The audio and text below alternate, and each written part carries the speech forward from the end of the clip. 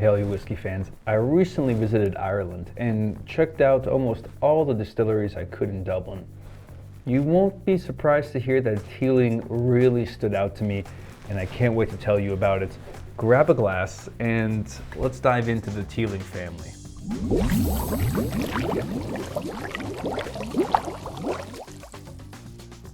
Armand, why did you say Teeling family? Specifically, Teeling Distillery, as it is now in Dublin, is really interesting because it is founded by Jack and Stephen Teeling. Now, what they've done and what they've accomplished, the whiskey that they've produced is amazing. But a lot of their success and probably reason for how far they've actually got and what they've achieved is actually partly their fathers, John Teeling, and their grandfathers, Walter Teeling's success and guidance. Yes, the Teeling Distillery actually has very long roots and goes way back in the whiskey world. Now, to start at the beginning, Walter Teeling. Back in 1782, Walter Teeling opened up a distillery on Marrowbone Lane in the Liberties District. So if you've been to Dublin and you checked out any whiskey distillery or even brewery, you're gonna see and they're gonna tell you about the Whiskey Triangle and kind of the Liberties District. This was an area which was just outside Dublin City and was a little bit more relaxed on some of the laws and taxes you had to pay. So of course, whiskey producers, beer producers, who knows what else, kind of preferred to be outside the city limits. Now around this time, 1782, there were said to be upwards of 30 different distilleries in this general area.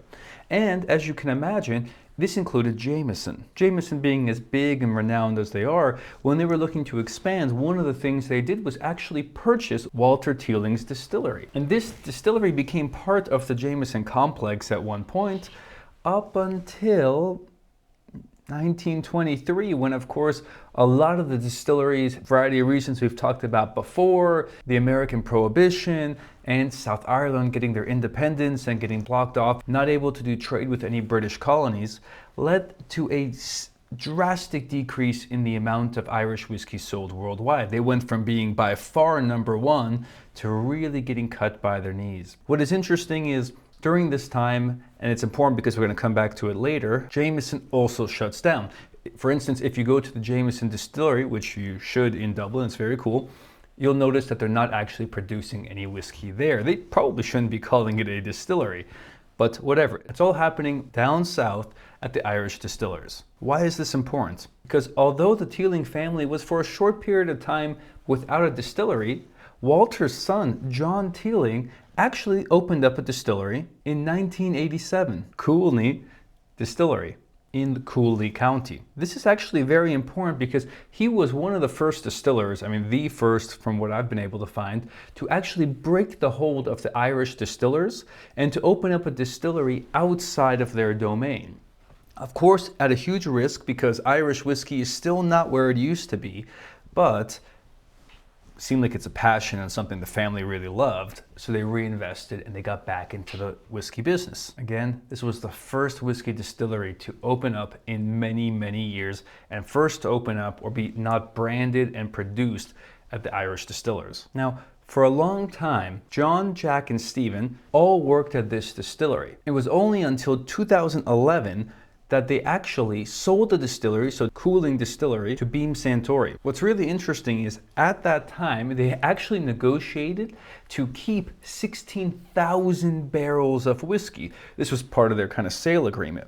This is gonna be really important. We'll talk about it in a little bit, stay tuned. In 2012, John Teeling, shortly after Stephen Teeling, his brother, acquired many of these barrels, and in 2015, they opened up Teeling Distillery. You guessed it, in the Liberties District in Dublin. Interesting enough, just down the road from Marrowbone Lane, where their grandfather had opened up his distillery years before. This to me was insane. You think Irish whiskey, you know the history of Irish whiskey, you know how Irish, Scottish, US whiskey was so much, it all depended so much on one another, and I don't think the world would be where it is without Irish whiskey. But Teeling was the first distillery to open up in Dublin's major city in 125 years. So for 125 years, there was no active distillery in Dublin. And this is why, if you look at like the bottle Teeling or like any other kind of merchandise or packaging, you're gonna see this Phynix here. And that symbolizes the rising of the Dublin distillers. So it's very interesting because it's like from the ashes comes a new concept, and Teeling is that Phynix, is that coming from a huge legacy and a huge rich story of so much whiskey production to 125 years of none of it, and then finally the Phynix has come back. Teeling is back. All of this is cool, but if the whiskey's not good, then you don't care, and I don't care anyway. What I'm here to tell you is, damn, that whiskey was really good, and I really enjoyed it. So we did the bottle filling, so I mean, you get to stick your own label and stuff on it, so you can kind of see my horrible handwriting there, but that's not what's important. What's important is if you fill your own bottle, you get to kind of take an exclusive tour with one of the better tour guides, which is very cool. You can stop, you can ask questions, dive into how they're producing the whiskey. For instance, they walked us through like kind of the production. Of course, every tour gets to do this, but you get to see and go a little bit deeper into their production and ask more questions. So what do I mean by questions? What I thought was very interesting is after the mashing of their wort, their beer, whatever you want to call it, as it goes into the fermenters, it spends roughly 24 hours or so in these wooden fermenters. Then, after that time, it is then pumped into the stainless steel fermenters that you see behind it. This is to help give their kind of touch and flavor to their whiskeys, and they feel like it makes a very big impact on their end product. Now, after that, it is then taken into the first still. Now, as you might have noticed, and like stills all around the world, they are all named. And each of the 3 stills are named after Jack Teeling's daughters. So each of them has this plaque in front, and then you get to read their names off of it. There's, of course, 2 distillations before you start to take your cuts, and you can see the finished whiskey coming out in that little whiskey safe, kind of there in the middle of that room area. Very interesting. What I thought was more interesting is the next room that they kind of take you into is this one here, where you get to talk and learn a little bit about how Teeling is experimenting and using different types of whiskey in their whiskey production, different types of barrels in their whiskey production. This was kind of cool to me because I didn't really think of Teeling, and I mean, now looking back, I should have known this, but as a very big experimental kind of a whiskey barrel aging kind of a house. I didn't think they would be so radically producing different things. I mean, the example here, this was using a red wine barrel, and I don't think I've ever really had such a whiskey that, I'll show you a little bit of this kind of poured out so you can kind of appreciate the color of it here. I hope that's bright enough for you all to see. But it's a dark, yeah, maybe that's a little bit better. It's a dark color.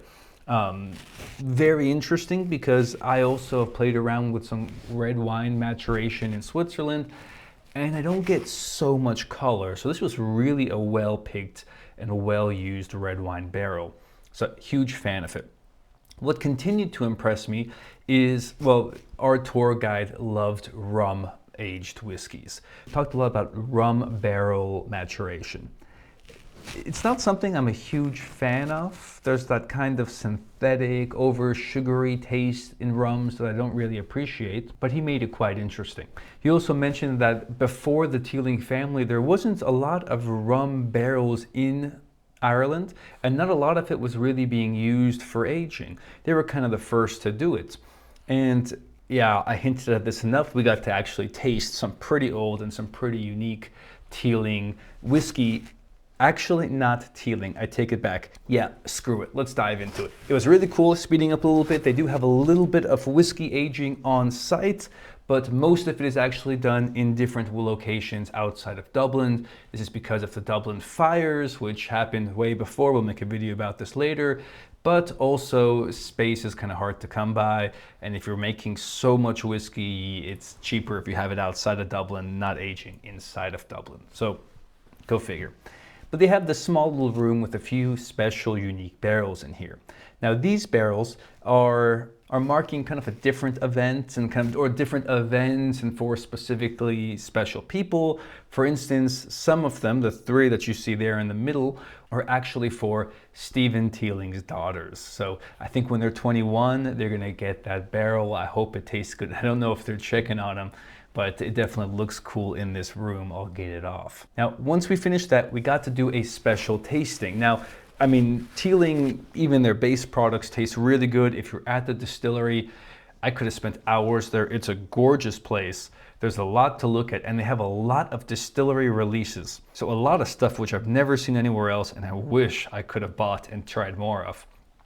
But our tasting kind of had these 4 different whiskeys. And they were all delicious. But the ones that really stuck out to me is, of course, the ones that we bottled. We had the choice of bottling this one and bottling this one that you see here. What's really cool about that whiskey is, again, it's aged in rum barrels. And this was one of those 16,000 barrels that John Teeling got to keep when he sold the distillery to Beam Suntory. So there's not a lot of that whiskey left, and the fact that we were able to try it, especially such old rum whiskey, was really a very amazing experience. Now, again, not a huge rum fan, so for me, I had the choice. I still took the red wine, but historically, whatever, probably like the logic in me failed and I should have taken the rum, but this was so good and I really enjoyed it. Again, I had no idea the Teeling family had such roots in whiskey that went back so far. I had no idea the distillery was such a beautiful place. If you're in Dublin, check it out. It's well worth it. I would almost say skip the other places and go there. And if you go there at the very end, don't save room in your luggage for like one more bottle, because you will find something there that's going to be amazing. Now, there is so much more to talk about this distillery. Again, these other whiskeys that we tasted, I could tell you about, but I think I will leave that to you, so you check it out. Get a little bit more interested, ask more questions when you're there. It was an amazing place with great staff. I really enjoyed it. And I'm looking forward to going there again in the very near future. Until that moment, cheers to you and your next glass of whiskey. Maybe it's Irish, maybe it's Teeling. Bye now. Gotcha. Thank you for sticking around. I almost forgot to mention one very interesting fact. I mentioned earlier that we talked a lot about rum and rum maturation. And in editing the video, I thought this might be interesting for you to know. Now, this isn't official, but it is said that most of the rum barrels which are used at Teeling are actually from a Nicaraguan rum distiller. Now, interesting thing here is there is only one Nicaraguan rum distillery large enough to kind of facilitate so many barrels, called Flora de Cana.